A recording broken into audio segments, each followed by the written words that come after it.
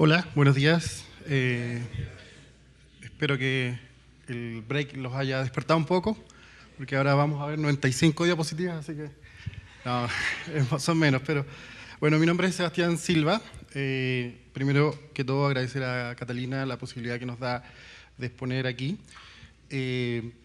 Nosotros venimos de Chile, así que voy a tratar de hablar más lento. Si me apuro mucho, me lo dicen con confianza.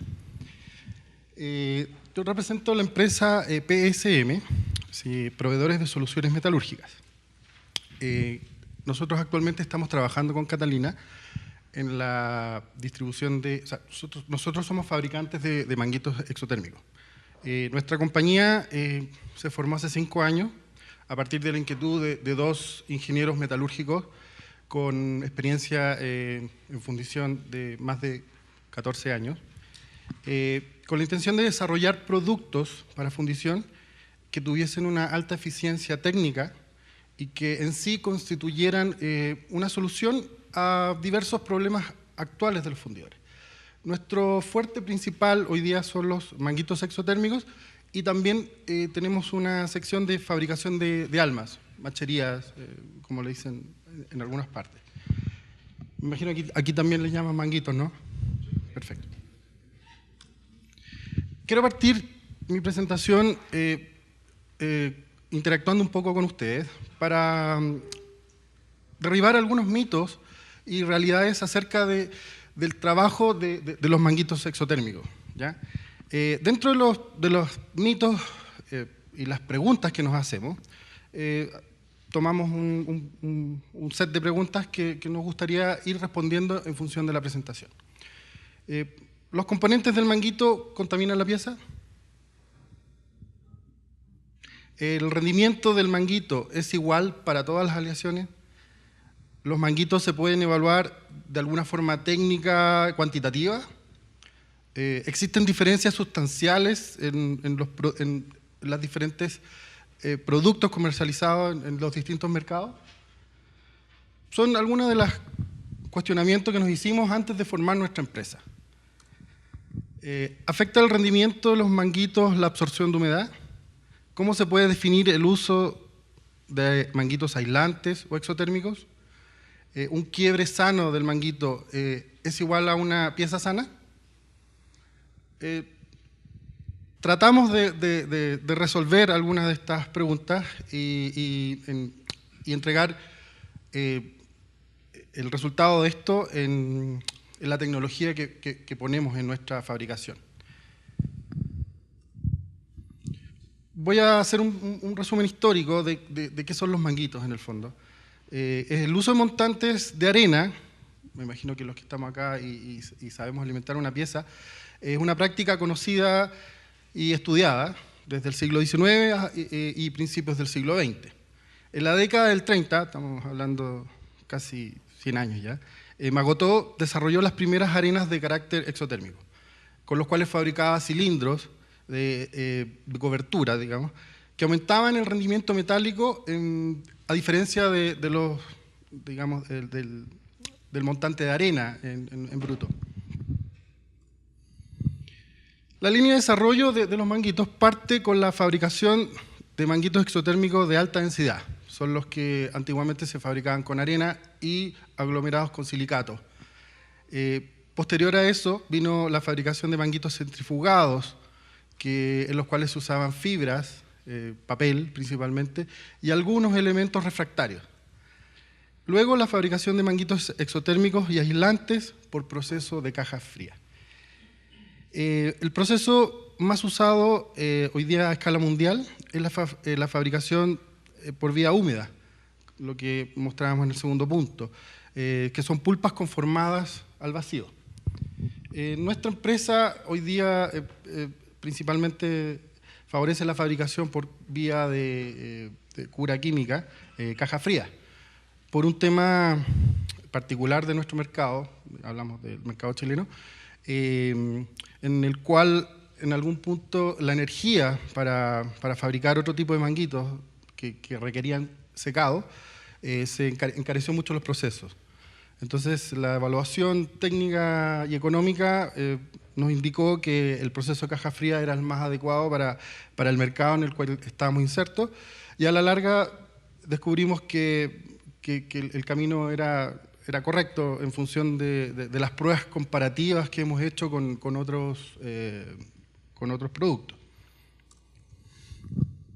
El diseño de los manguitos. Los manguitos exotérmicos están diseñados para verificar un aporte de calor y una posterior aislación del metal contenido. Eso es muy importante porque dentro de las dudas que nos planteamos, nos preguntamos si un manguito exotérmico es válido de usar en cualquier tipo de aleación y en cualquier tipo de tamaño.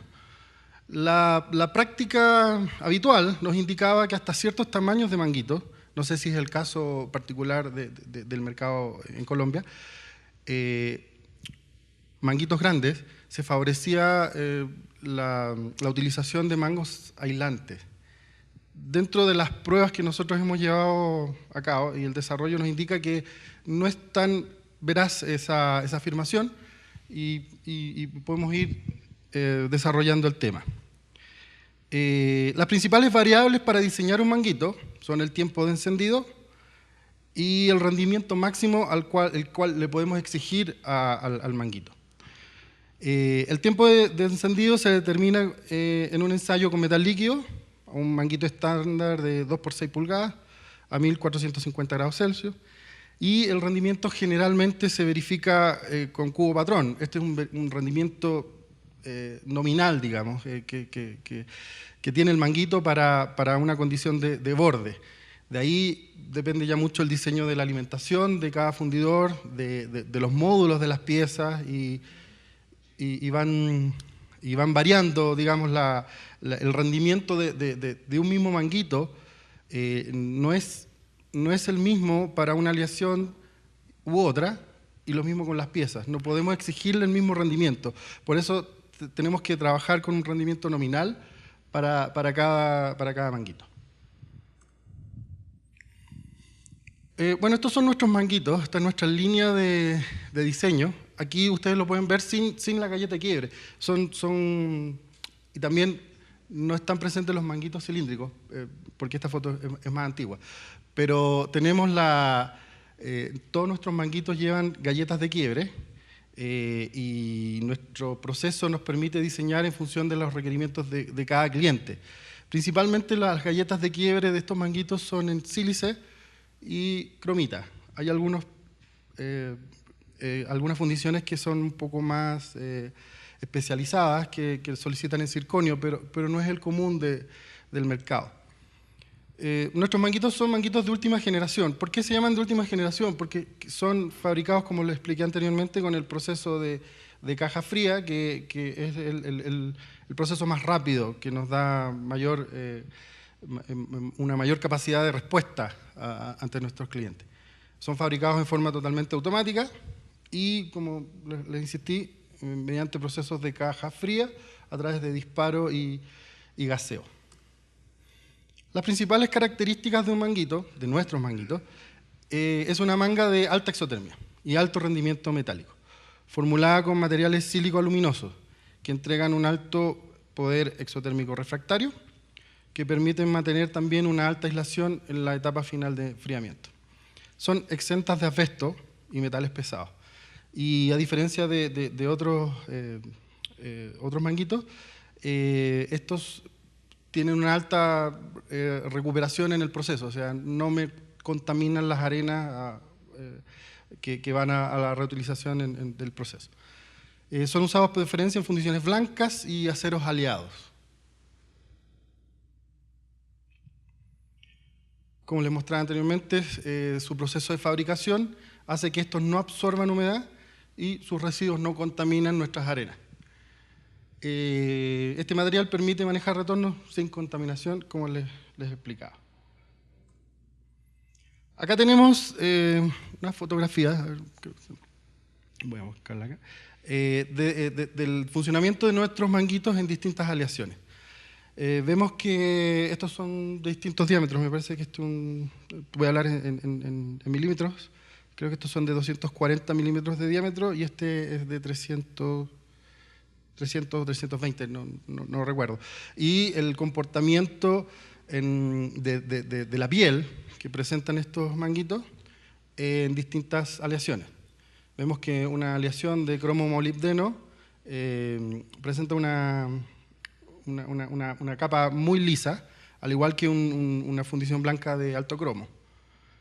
El acero manganeso es distinto, pero aún así, en comparación con otros materiales, con otros manguitos, no presenta una alta reacción como sí lo presentan algunos manguitos de la competencia. Esto se produce principalmente por una reacción del tipo ácido-base, en una aleación de manganeso con la cura, digamos, un poco más ácida, los materiales más ácidos que tiene el manguito. Estamos hablando que son sílico luminosos, entonces presentan algún tipo de reacción en el manganeso. Esta es una fotografía en microscopio de la estructura que presentan el manguito en sí. Son principalmente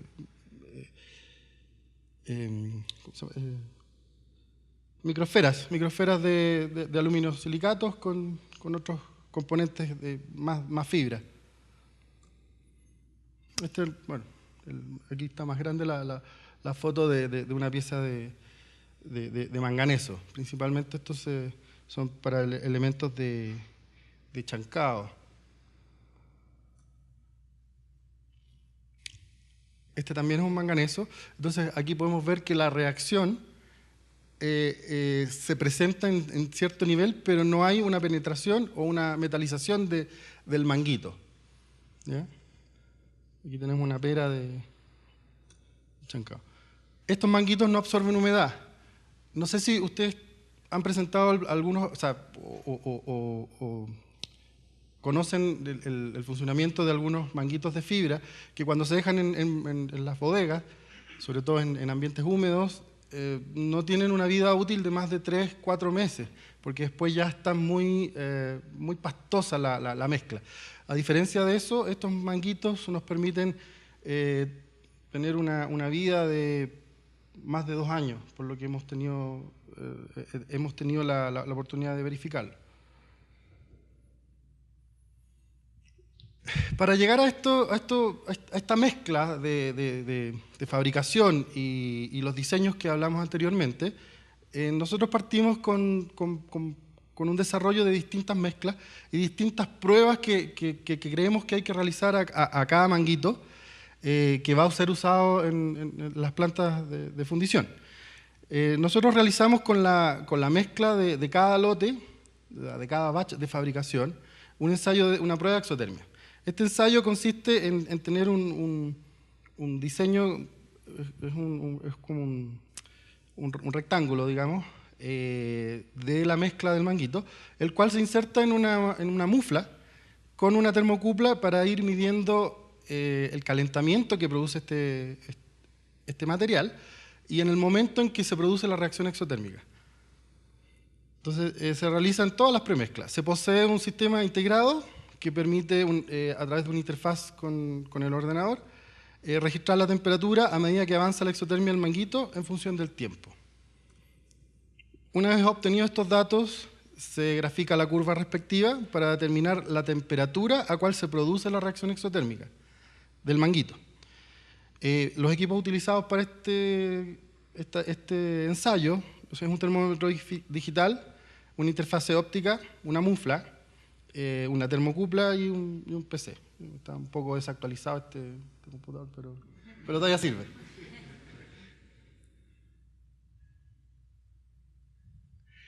Una vez que se realiza la prueba, estos son los gráficos que podemos ir observando que nos entrega. Esta es una prueba comparativa. Aquí ven una manga, entiendo que es una mezcla de Foseco, un Calminex 2000, con una manga super exotérmica nuestra y una manga que aquí no tiro, que es aislante, que va dentro de la misma curva. Vemos en este pic es cuando cuando digamos, se produce la reacción. Se produce entre los 400 y 600 grados, cuando se produce, si bien es cierto, no se visualiza de forma, como digamos, no se visualiza la explosión, digamos, cuando se produce la exotermia, porque para eso hay que calcular la derivada de la curva, en el cual nos va a entregar el punto en que se produce el máximo, digamos, de aceleración, o sea, aquí cuando hay el cambio. Y ahí podemos ver que se producen cercano a los 450, 550 grados más o menos de temperatura. Pero sí podemos ver que si después tomamos el área que tenemos debajo de la curva, que la cantidad de energía entregada por este manguito es superior a las otras mezclas evaluadas, ¿ya? Que es más o menos esta área. Esta creo que se me... Bueno, pero esto, continuando un poco con el desarrollo de la definición de nuestras mezclas, se hizo muchos análisis de eficiencia a través de cubos patrones. Este es un esquema un poquito bastante básico de cómo se hace el cubo. Se simulan las mangas antes de hacer el cubo. Para esta simulación nosotros usamos el SolidCast. En distintas...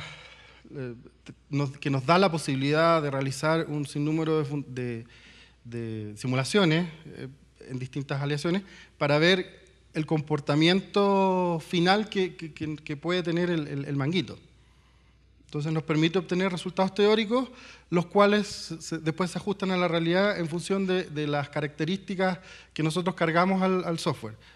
Digamos, transferencia de calor, ¿qué más nos pide? Hay una serie de propiedades de nuestros manguitos que nos pide el sistema. Entonces, para hacerlo más veraz la simulación, nosotros entregamos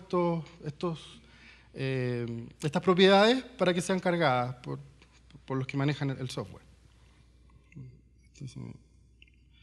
Como les explicaba, acá tenemos el ensayo del cubo patrón que nosotros hicimos para desarrollar la mezcla.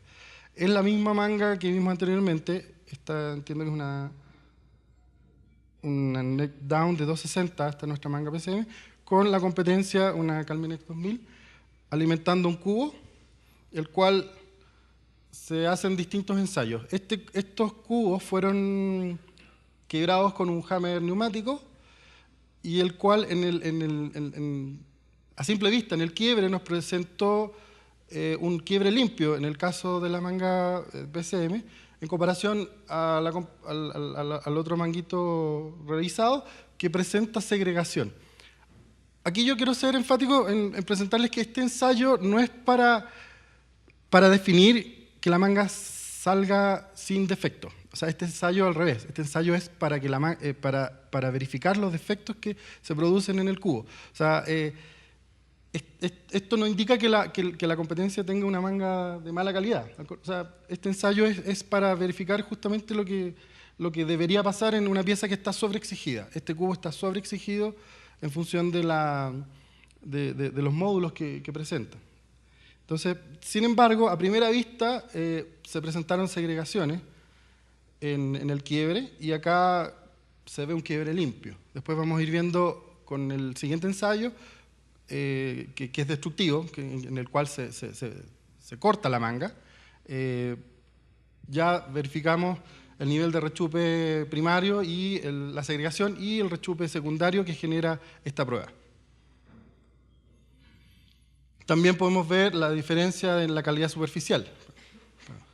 La diferencia que se produce en la calidad superficial con los manguitos fabricados con vía caja fría, con aquellos que son por vía húmeda y secado en horno. Bueno, aquí tenemos los dos manguitos. Este ensayo se fundieron 4 manguitos, dos de cada proveedor, los cuales 2 fueron quebrados y 2 fueron cortados. Acá claramente se observa, como les mencionaba anteriormente, que que el ensayo está hecho para presentar defectos. O sea, la pieza es muy difícil que el cubo no presente defectos. En este caso se vieron rechupes secundarios, los que aparecieron después del corte y en los cuales se le aplicó tintes penetrantes. ¿Cuál fue la diferencia? Que el rechupe primario del manguito de nuestra competencia está más cerca del quiebre, al igual que el rechupe secundario que se presenta acá, que está también dentro de la pieza y más profundo. A diferencia de este, creo que después tengo una un poco más clara, que el rechupe primario está más arriba, dentro de la manga, y el rechupe secundario está más cerca más hacia afuera de la manga, más cerca del quiebre. Acá, bueno, cómo se cortan las mangas, porque estas son mangas grandes, digamos. Se cortan con corte por agua. O sea, perdón, es electrostático, pero claro, es un corte electrostático. Hilo electrostático. Vamos a ver un poquito lo que es el software de simulación, vamos a ir viendo algunas piezas, algunas simulaciones de lo que nosotros hacemos. Ya, esto es el mismo software, el cual alimenta un chancador.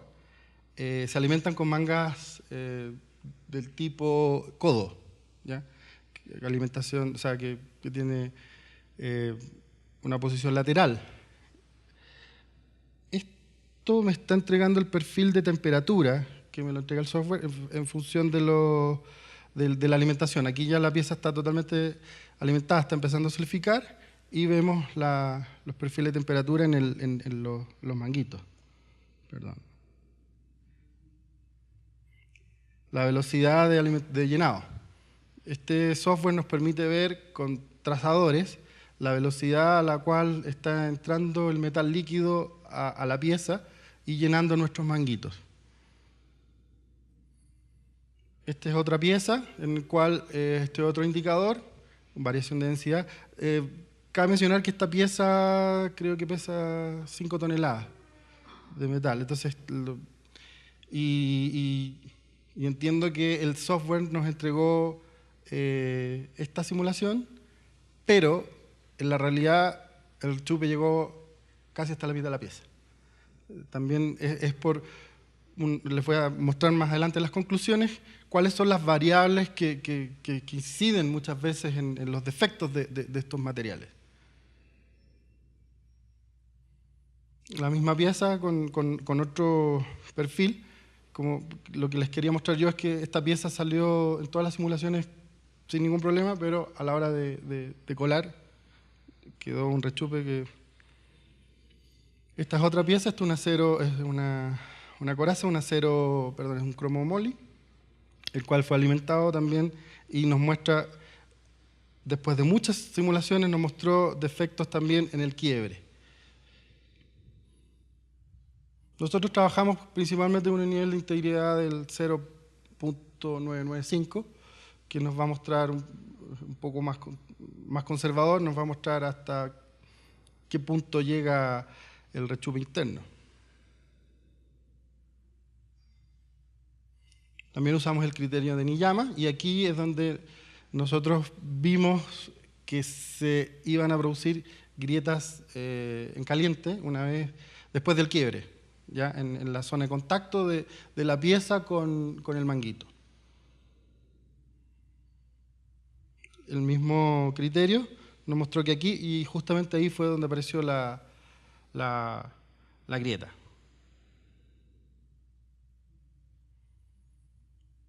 Como mayores conclusiones que hemos descubierto a raíz de todos los ensayos que llevamos realizando y la definición de nuestras mezclas, los manguitos, la mayor parte de las veces, no son la principal causa de la aparición de defectos y rechupes.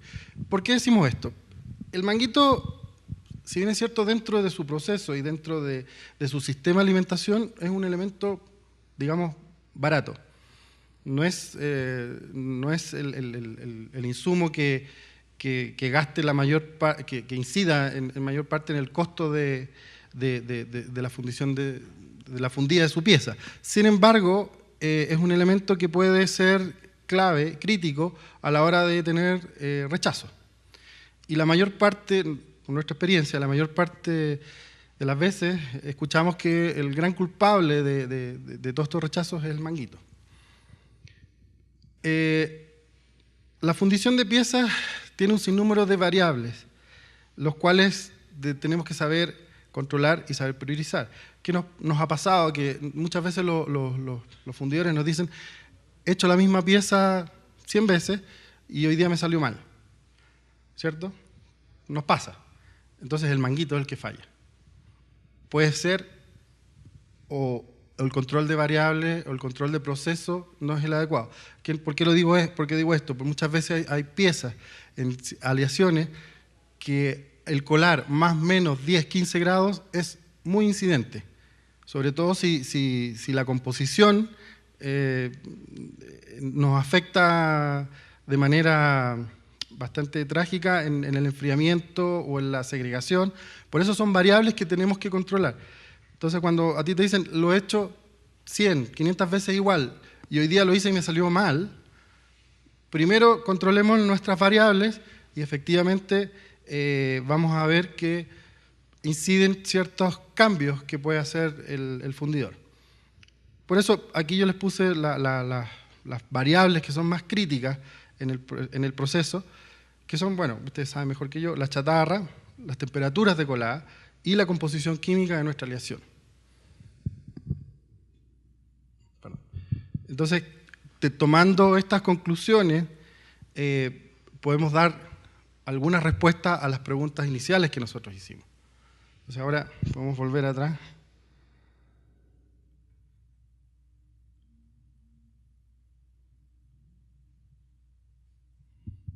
A las preguntas con las cuales partimos. ¿El rendimiento del manguito es igual para todas las aleaciones? No, es un poco, incluso está en nuestras especificaciones cómo usar cada manguito con distintas exigencias de contracción volumétrica. Por eso me gustaría interactuar con ustedes un poco para saber cuáles son las respuestas que ustedes dan o inciden en sus procesos con los manguitos. ¿Alguna pregunta? Hablando de lo anterior, usted dice que hay que mirar cada uno independiente, la temperatura, eso. Realmente considero yo que sería noticioso si no existe una correlación. Exacto. Y la correlación es con cada una de las variables. Por eso es que se consiguen defectos después de 100 piezas, Exacto. que no debería ser así. De hecho, no hay un software que haga todo ese tipo de correlaciones. Pero, que yo conozca, ¿no? Pero individualmente no sirve cada variable. No, estás en lo correcto. O sea, cada variable está correlacionada con la otra. O sea, como te decía, si baja o sea, si varía tu composición química, obviamente va a variar tu temperatura. Estática, ninguna de las No. tres va a ser estática. Es imposible ese proceso ideal. ¿Sí? Entonces, por eso es que debe correrse el software correlacionando cada uno. Pues por lo menos para tratar de simular lo más próximo. El software, la posibilidad que nos da el software es hacer un sinnúmero de simulaciones sin tener que hacer un prototipo para cada una de ellas. Entonces, la idea es llevarlo a las condiciones máximas de borde para analizar, pero ahí va mucho también el criterio de la persona que hace la simulación. Claro, por eso es que cada fundición debe tener su estadística y es propia de cada fundición. El señor no sirve para el otro, ni para el otro, ni para el otro. No, por supuesto. Bueno, yo pienso que de acuerdo a las condiciones pues, variables que se presentan, temperatura y tipo de material, pues de eso va amarrado también a densidades de los materiales con los cuales pues, se va a acabar pues, hierro, acero, no ferrosos.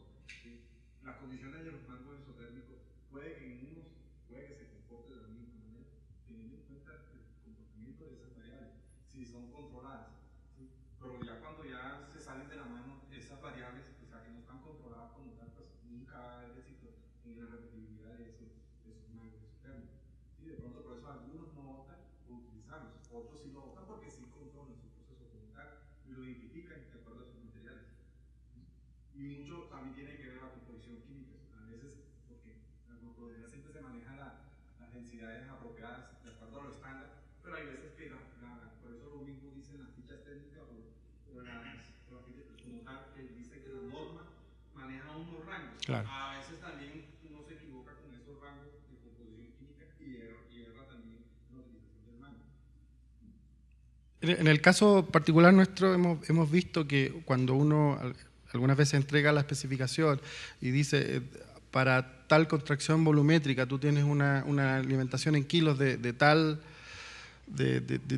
X kilos, muchas veces el fundidor se lo toma al pie de la letra, en decir, si tengo una pieza de 50 kilos, tengo que usar un mango de, no sé, de 160 y con eso me basta y sobra, sin considerar muchas veces los factores de seguridad. A eso voy con el control de variables. Si tú tienes una pieza de 50 kilos y lo quieres alimentar con un manguito, seguramente el de 140 te lo va a alimentar en condiciones ideales. ¿Entiendes? Entonces, por eso la correlación de variables tiene que ser, como dice el amigo ahí, muy controlada, o sea, muy conocida por tu proceso. Por eso el software es más que todo una guía para identificar. No, por supuesto. Mira, no sé si ustedes conocen, hay un software que correlaciona un mayor número de variables, que es el MagmaSoft. Para trabajar con MagmaSoft tienes que tener una persona que haya estudiado MagmaSoft, o sea, no es un software amigable para nada, y te pide tantas variables, incluso te pide, tú puedes cargar muchas veces digamos, las variables de transferencia de calor entre cada fase de resina, arena, capa, pintura. Tú podrías hacerlo, pero mi experiencia con las fundiciones que tienen esos software es que es poco no es amigable el software, y una vez que ya tú tienes los resultados, tú ya fundiste la pieza. O sea, es tan potente que en el caso nuestro de las fundiciones chilenas, lamentablemente no son una producción estandarizada. Tú puedes ver que son piezas gigantes y cada producción es distinta a la anterior. Entonces, todo es prototipo. O sea, no como algunos que ustedes tienen la suerte muchas veces de tener piezas seriadas, que es mucho más fácil de proyectar. Esto no, esto es día a día estar sacando rechazos, prototipos, y es un mundo bien particular.